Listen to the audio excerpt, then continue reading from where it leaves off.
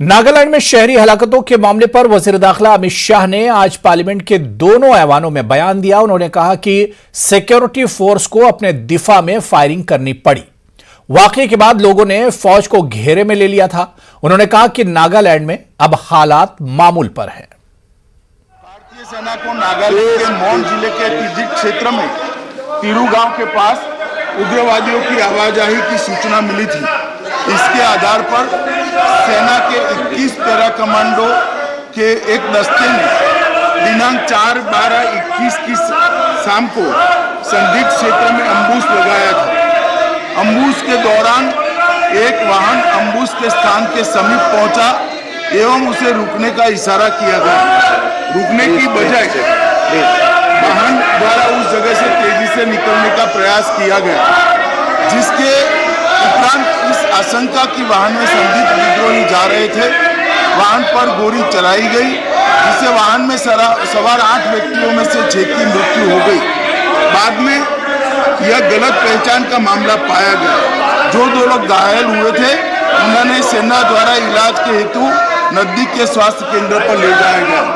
यह समाचार प्राप्त होने के बाद स्थानीय ग्रामीणों ने सेना की टुकड़ी को घेर लिया, 2 वाहनों को जला दिया, उन पर हमला किया।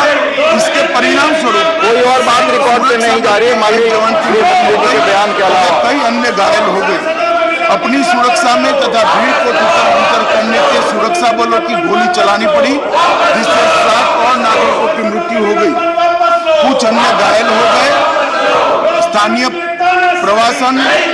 प्रशासन और पुलिस ने स्थिति को सामान्य करने का प्रयास किया है। अभी स्थिति तनावपूर्ण लेकिन नियंत्रण में है। पुलिस महानिदेशक नागालैंड और आयुक्त नागालैंड ने दिनांक 5/12/21 को घटनास्थल का दौरा किया। तिजित पुलिस थाने में घटना के बारे में प्राथमिकी दर्ज की गई है और मामले की गंभीरता को ध्यान में रखते हुए इस मामले को राज्य अपराध पुलिस स्टेशन को जांच के लिए 6 दिसंबर 1992 को बाबरी मस्जिद की शहादत हुई थी। नवंबर 2019 में सुप्रीम कोर्ट ने इस तनाजे के हल का फैसला दिया। बाबरी मस्जिद के इनेदाम के बाद कानूनी लड़ाई में जांच को लेकर क्या कुछ हुआ, हमारे नुमाइंदे खुर्रम शहजाद ने बाबरी मस्जिद कमेटी के कन्वीनर रहे डॉक्टर कासिम रसूल इलियास से खास बातचीत की। मस्जिद इनेदाम की बरसी है और पार्लियामेंट स्ट्रीट पर एहतजाज हो रहा है। हमारे साथ हैं all India Muslim personal law board के मेंबर डॉक्टर कासिम रसूल इलियास साहब। एक फैसला आ गया, लेकिन अभी भी आप लोगों का एहतजाज जारी है। अब क्यों एहतजाज? देखिए, अगर फैसले से आपकी मुराद बाबरी मस्जिद का फैसला है 9 नवंबर का, तो वो फैसले में भी ये बात कही गई है कि 6 दिसंबर को बाबरी मस्जिद की शहादत एक शर्मनाक वाकया है, एक इलीगल एक्ट है, एक क्रिमिनल एक्ट है। इसके साथ साथ जो लिब्राहन कमीशन बनाया गया था, लिब्राहन कमीशन की फाइंडिंग ये थी कि ये लोग और ये संस्थाएं उसके लिए जिम्मेदार हैं। तीसरी बात ये है कि उन लोगों ने ओपनली कहा कि हमने गिराया इसको। तो ये बाबरी 400 साल पुरानी मस्जिद को दिन के उजाले में लोगों के सामने, आंखों की रोशनी के सामने पूरी दुनिया ने देखा, मीडिया के जरिए से वो शहीद की गई। अब अगर आप और वो लोग नोन है जिन लोगों ने शहीद किया, उन लोगों ने क्लेम किया हमने शहीद किया, हमने तोड़ा। उन पर मुकदमा चल रहा है, उन पर केस हुआ है, सीबीआई ने जांच भी की है, लिब्राहन कमीशन ने जांच की है। देखिए, लेकिन उसके बावजूद भी हाई कोर्ट ने उनको एक्विट कर दिया। हाई कोर्ट ने कहा इनके खिलाफ जो सबूत पेश किए गए थे वो नाकाफी है, उसके बुनियाद पे इनके ऊपर केस साबित नहीं होता। उसी कोर्ट की अदालत में जिन लोगों के खिलाफ केस चल रहा था उन्होंने कहा हमने शहीद किया, हमने तोड़ा मस्जिद को, गर्व से कहते हैं। इसके बाद भी अदालत बरी कर रही है। तो एक बात, दूसरी बात यह कि देखिए सीबीआई इस केस को लड़ रही है, तो सीबीआई को इसे हायर कोर्ट में चैलेंज करना चाहिए, इसलिए कि मुकदमा खत्म तो नहीं होता है। अभी अगर वहां पे केस खत्म हुआ हाई कोर्ट में तो सुप्रीम कोर्ट में आना चाहिए उसको। इसलिए हमारा ये मुतालबा उस वक्त तक जारी रहेगा, इसलिए कि देखिए इसके सिलसिले में सुप्रीम कोर्ट की फाइंडिंग ये है कि क्रिमिनल एक्ट है, शर्मनाक वाकया है, इलीगल एक्ट है, अनकॉन्स्टिट्यूशनल है। और लिब्राहन कमीशन गवर्नमेंट का अपॉइंटेड कमीशन था, उसकी रिपोर्ट ये कहती है कि ये लोग जिम्मेदार है उसके लिए। इसके बाद भी अगर उनको सजा नहीं मिलेगी तो ये रूल ऑफ लॉ जो है उसको क्वेश्चन किया जाएगा। तो अब आप क्या चाहते हैं, तरीका क्या हो सजा मिलने का? क्योंकि कई सारे जो बड़े नाम हैं, चाहे एल के अडवाणी और काफी सारे लोग के नाम है इसमें।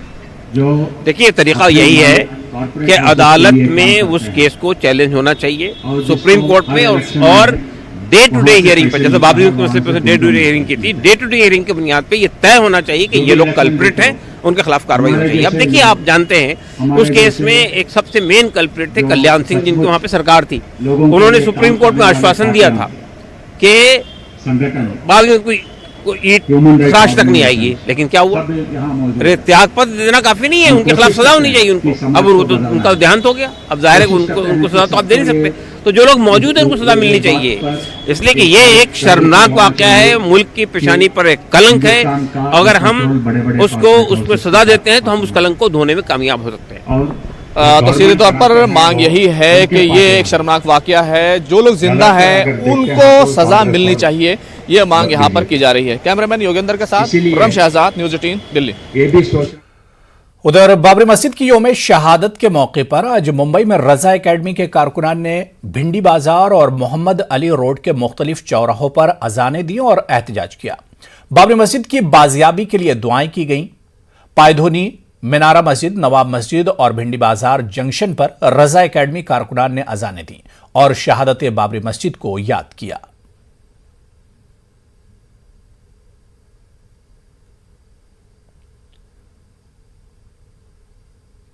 उधर समाजवादी पार्टी लीडर अबू आसिम आजमी ने बाबरी मस्जिद की शहादत को गलत बताते हुए खातियों के खिलाफ कार्रवाई की मांग की है। उन्होंने कहा कि सुप्रीम कोर्ट ने बाबरी मस्जिद केस के ताल्लुक से जो फैसला सादिर किया है वो अक्सरियती तबके के जज्बात को निगाह में रखकर दिया गया फैसला है। हिंदू, इसका कोई वास्ता नहीं है, वास्ता है इस देश के संविधान का। इस देश के संविधान ने हमें हक दिया है कि इस मुल्क में रहने वाले तमाम जात, तमाम धर्म के लोगों को उनको इंसाफ मिलेगा, वो अपने धर्म पर चल सकते हैं, किसी के साथ कोई अन्याय नहीं होगा। अब अगर आज शिवसेना के लोग मिलिंद नार्वेकर साहब याद दिला रहे हैं कि ये योगदान हमने दिया था, मैं समझता हूं कि ये कॉन्स्टिट्यूशन के खिलाफ है और मैं समझता हूं कि ये एक क्रिमिनल एक्टिविटी जो इस तरह की बात की जा रही है। देखिए, 1949 से मस्जिद में मूर्ति रखी गई। जज साहब, सुप्रीम कोर्ट के जज साहब ने कहा कि बिल्कुल ये क्रिमिनल एक्टिविटी थी, बहुत गलत हुआ था ये। फिर जज साहब ने आगे भी कहा कि बाबरी मस्जिद के नीचे कहीं भी ऐसी कोई चीज नहीं मिली कि ये मंदिर तोड़ के मस्जिद बनाई गई।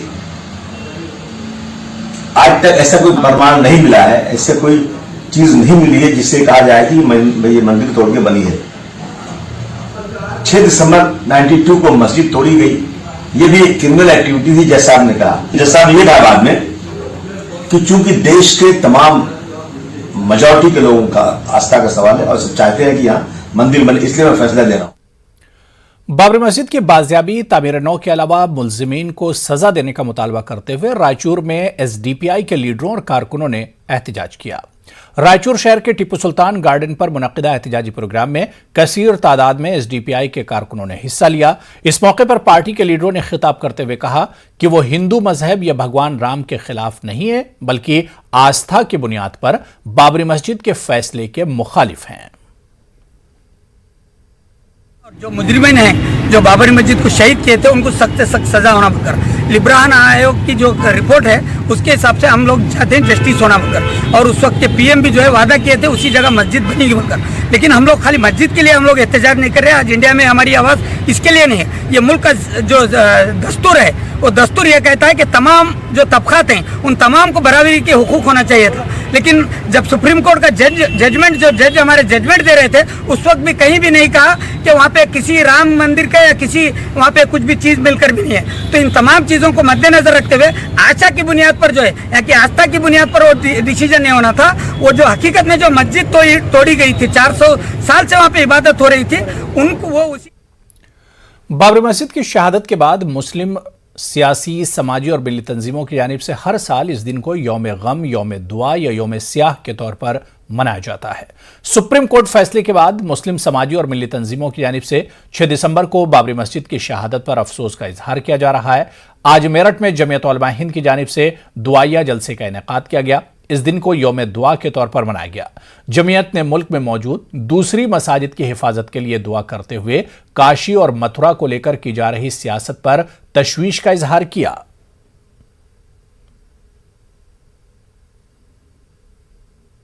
बाबरी मस्जिद शहीद हुई और उसके बाद कोर्ट का एक फैसला आया और फैसला भी आस्था की बुनियाद पर दिया। तो उस फैसले के बाद हमारे हिंदुस्तान की तमाम तंजीमों ने, ख़ासतौर से हमारे मुस्लिम पर्सनल बोर्ड, जमीयत उलमा हिंद और दूसरी तंजीमों ने मुल्क के अंदर अमन चैन कायम रहने की खातिर हम लोगों ने उसको तस्लीम कर लिया था। और उस वक्त इस बात के लिए हम लोगों ने भारत सरकार से इस बात का मुतालबा किया था कि आइंदा कोई इस दोबारा किसी मस्जिद पर या मदरसे पर किसी तरह की आँच नहीं आनी चाहिए। उन्होंने उस वक्त इस बात का वादा भी कर लिया था कि आइंदा अब किसी मस्जिद या मदरसे के ऊपर कोई आँच नहीं आएगी। लेकिन बड़े अफसोस की बात है कि अब इस वक्त हमारी भारत सरकार के बहुत से जिम्मेदार मंत्री खुद दोबारा अब मथुरा की मस्जिद का मसला उठा रहे हैं। मथुरा का मसला है, मैंने वो डॉक्यूमेंट्स मथुरा जाकर देखे हैं जिसमें हिंदू और मुसलमानों ने मिलकर ये डिसीज़न लिया है कि हम कोई झगड़ा नहीं करेंगे और ये ईदगाह आपकी है और ये मंदिर हमारा है। उसके बावजूद मौर्य जी जो मिनिस्टर हैं यूपी के, उन्होंने जो बयान दिया वो इंतहाई संगीन है। तो ये दिस इज़ रॉन्ग, इससे बहुत तकलीफ हो रही है।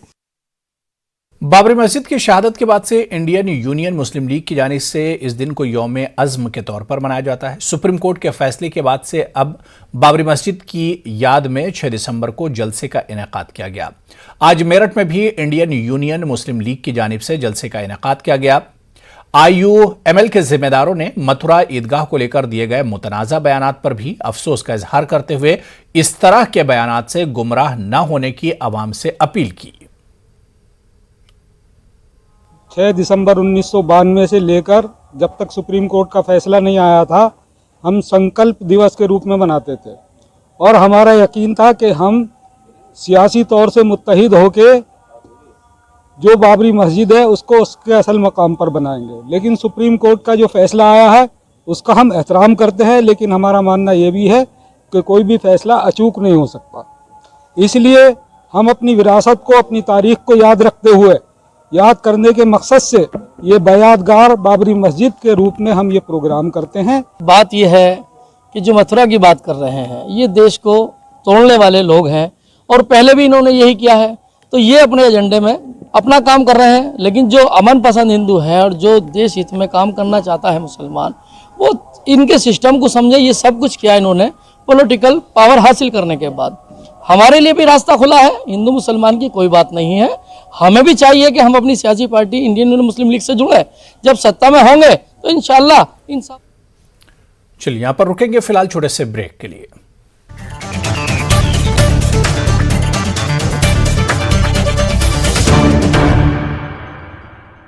रजा एकेडमी के अराकीन ने सूफी बुजुर्ग हजरत ख्वाजा मोइनुद्दीन चिश्ती रहमतुल्लाह अलैह के दरगाह में जियारत की। पूरी टीम रजा एकेडमी के सईद नूरी के साथ आज अजमेर पहुंची। अजमेर पहुंचने पर गरीब नवाज को मखमली चादर और अकीदत के फूल पेश किए। दरगाह के खादिम सैयद इरफान रिजवी ने जियारत कराई। इस मौके पर अंजुमन कमेटी के सेक्रेटरी सैयद वाहिद हुसैन अंगारा भी मौजूद थे। आज 6 दिसंबर है, आज बाबरी मस्जिद की शहादत का दिन है। रजा एकेडमी जब से बाबरी मस्जिद शहीद की गई है, हर साल 3:45 पर अजान देकर बाबरी मस्जिद की याद ताज़ा करती है और अल्लाह की बारगाह में ये दुआ करती है कि बाबरी मस्जिद उसी जगह पर फिर से तामीर हो। और ये अरीज़ा लेकर के हम आज खुद्दाम ख्वाजा अंजुमन सैयद ज़ादगान के जनरल सेक्रेटरी अलहाज अब्दुल वाहिद चिश्ती के तवस्सुत से बारगाह गरीब नवाज में दुआ करने आए हैं कि बाबरी मस्जिद मस्जिद थी, है और रहेगी। इंशाअल्लाह ताला सरकार गरीब नवाज बाबरी मस्जिद की बाजियाबी के लिए ज़रूर कोई न कोई रास्ता निकालेंगे। बाबा साहब डॉक्टर भीमराव अंबेडकर की बरसी के मौके पर भोपाल गांधी भवन में राष्ट्रीय सेकुलर मंच के ज़ेर एहतमाम मुज़ाकरे का इनेकाद किया गया। राष्ट्रीय सेकुलर मंच के ज़ेर एहतमाम गांधी भवन में मुनक़िदा मुज़ाकरे में सभी मकतबा फ़िक्र के दानिश्वरों ने शिरकत की और मौजूदा सियासी निज़ाम को न सिर्फ मुल्क के जमहूरी निज़ाम के लिए ख़तरा करार दिया, बल्कि मजहबी सियासत और मजहबी मकामात की पामाली पर भी अपने सख्त रद्द अमल का इजहार किया।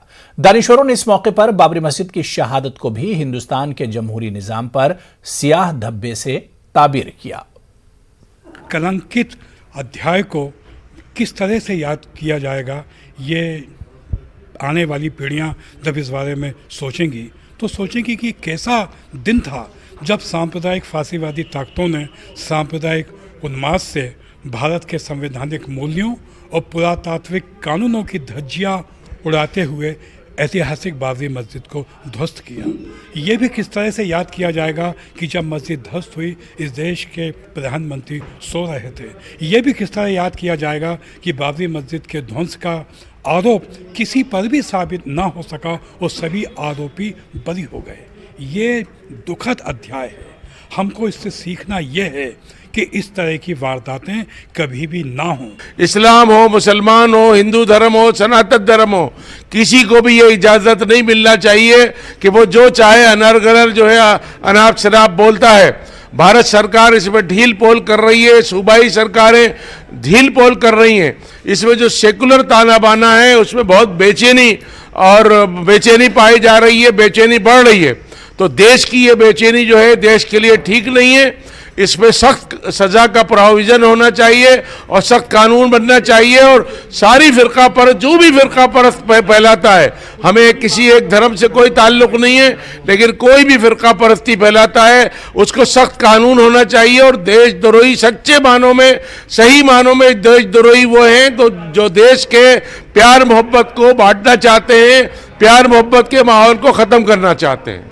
कि अगर मज़हब की बिना पे हुकूमत या लोकतंत्र कायम रखना चाहे तो जितनी मस्जिदें हैं हर इलेक्शन के पहले 2-4 ऐसे मामलात उठा दें, कहीं तोड़ दें, कहीं फोड़ दें, तो लोग अगर अपनी बस जो बेसिक ज़रूरियात हैं, जो फंडामेंटल्स हैं, ज़रूरियात और राइट्स, अपने हुकूक, इन सब को भूल के इसमें लग जाते हैं और लग जाएंगे। आइंदा भी इस तरह के ख़तरात चूँकि बने हुए हैं, तो उस सिलसिले में कुछ गुफ्तगू, कुछ बहस, कुछ बातचीत करके उसे आवाम तक पहुँचाना हमारा मकसद है। डॉक्टर अंबेडकर की बरसी के मौके पर मुस्लिम तंजीमों के जरिए भी राजधानी भोपाल में जगह जगह प्रोग्रामों का इनेकाद करके याद किया गया। सर्वधर्म सद्भावना मंच, माइनॉरिटीज यूनाइटेड ऑर्गेनाइजेशन, सेकुलर मंच और दूसरी तंजीमों के जरिए डॉक्टर भीमराव अंबेडकर की बरसी पर उनके मुजस्समे पर न सिर्फ गुलहाए अकीदत पेश किए गए बल्कि मुल्क की हमाजहत तरक्की और खुशहाली के आईने हिंद पर चलने का अहद किया गया।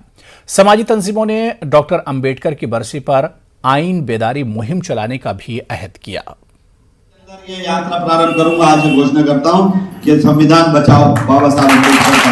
इसको लेकर मैं पदयात्रा पूरे प्रदेश में करूंगा और मैं ये संदेश देना चाहूंगा बाबा साहब की जन्मस्थली से भोपाल तक चलकर कि देश जाने कि संविधान की अहमियत क्या है, ये संविधान क्या है। और बाबा साहब की इस भवन में मुझे अभी लगा, मैं बहन सुनीता मुझसे नाराज हो रही है आजकल, वो कहती है भाई मेरा जो है मुझे ध्यान नहीं दे रहा। तो मैं कहता तू बहन है, अच्छा बहन भाई का तो झगड़ा ऐसे जो अपन लोगों को चलते ही रहते।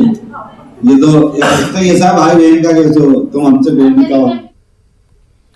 मध्य प्रदेश कांग्रेस पार्टी के जरिए अकलियतों बिलखुसूस मुसलमानों को नजरअंदाज किए जाने और पार्टी के जरिए अकलियती मसाइल से चश्म किए जाने से नाराज होकर कांग्रेस पार्टी के सभी ओहदों से इस्तीफा देने वाली कांग्रेस लीडर नूरी खान ने एमपी पीसीसी चीफ कमलनाथ से बातचीत के बाद अपना इस्तीफा वापस ले लिया है।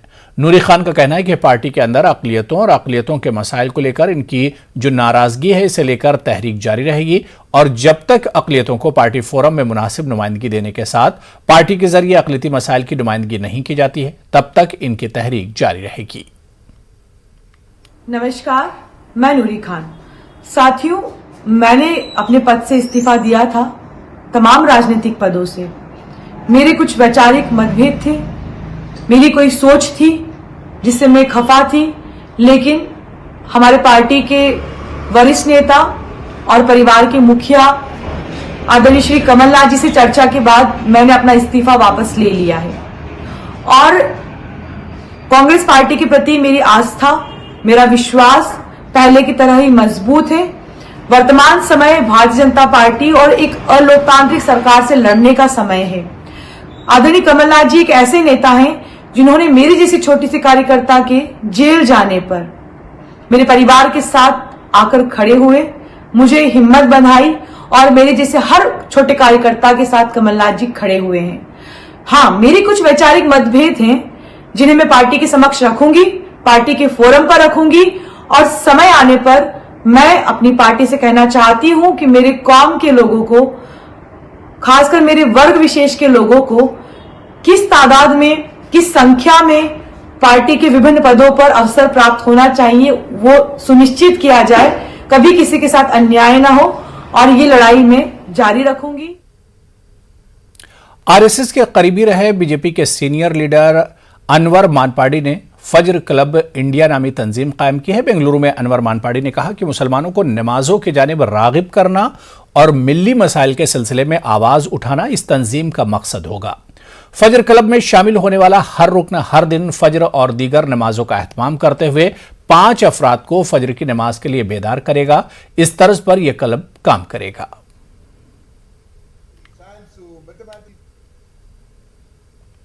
सऊदी अरब ने कहा है कि वो सिर्फ 18 से 50 साल की उम्र के लोगों को उम्रे की अदायगी की इजाजत देगा।